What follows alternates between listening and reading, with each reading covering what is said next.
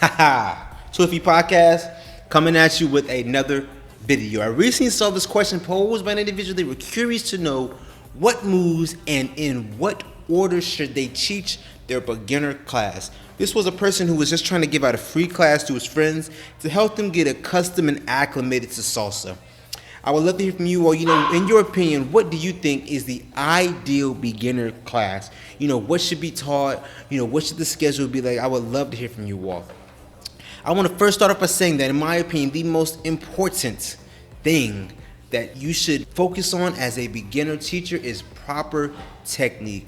Proper technique is the best gift that you can give your students and your friends. Having to unlearn bad habits can be very difficult and very disheartening. Understanding that, putting in all this time and effort and practicing something only to realize that you've been doing it wrong and having to unlearn these bad habits. So proper technique is the number one thing to focus on. Next up, the second most important thing that you can focus on is safety tips. Things that will make you and your dance partner safe while on the dance floor. This is more so for leads, and I want everyone to understand, for both parties, that utilizing your peripheral vision. As a leader, you need to understand and be aware of everything that is happening around on the dance floor. Understand that as a leader, safety is your responsibility. You want to ensure that you are dancing in either your box or in your lane. Very, very important. That is number two. Next up, for things that you can teach to your students.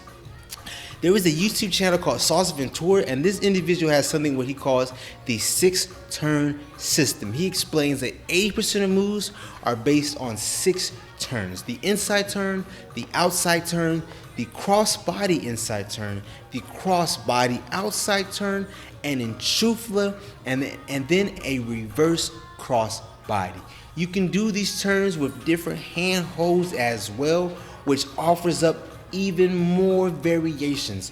The handholds would be the single handhold, both hands, the handshake hold, then right above the left hand, and then the opposite where the left hand is above the right hand.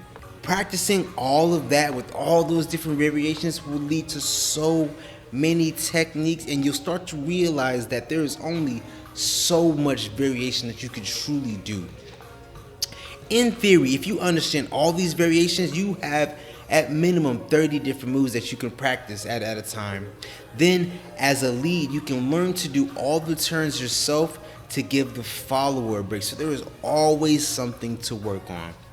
I think that's the best thing for beginners. And once you get accustomed, acclimated, proficient with that, then you can move on to the next level. And I think that would be something like focusing on the cuddle position, focusing on the hammerlock, doing the copa, maybe around the world. I think that is a good step to a nice next phase, something to work towards.